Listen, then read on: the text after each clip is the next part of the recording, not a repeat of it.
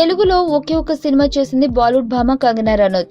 అదే పూరి జగన్నాథ్ దర్శకత్వంలో వచ్చిన ఏక్ నిరంజన్. ఈ సినిమాకు ఆమె ప్రత్యేక ఆకర్షణ అవుతుందనుకున్నారు గానీ అలాంటిదేమీ జరగలేదు. కంగనా కూడా ఈ సినిమా వల్ల ఏం ప్రయోజనం లేకపోయింది. దీంతో తర్వాత మళ్ళీ ఆమె తెలుగు వైపే చూడలేదు, మరి సౌత్ సినిమాలోనూ నటించలేదు కూడా. తర్వాత కాలంలో బాలీవుడ్ లో టాప్ రేంజ్ కు వెళ్లిన కంగనా డబ్బు కోసమే తాను ఒకప్పుడు ఏక్ నిరంజన్ చేసినట్టు చెప్పి అందరినీ ఆశ్చర్యపరిచింది.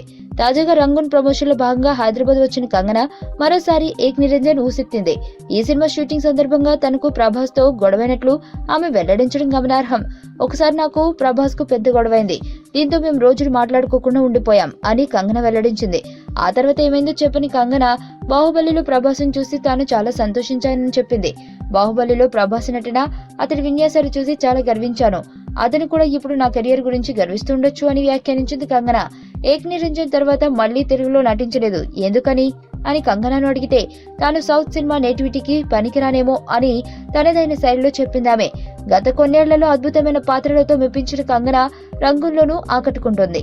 ఈ సినిమాకు మిక్స్డ్ రివ్యూస్ వస్తున్నప్పటికీ కంగనా మీద మాత్రం అందరూ ప్రశంసల జల్లు కురిపిస్తున్నారు.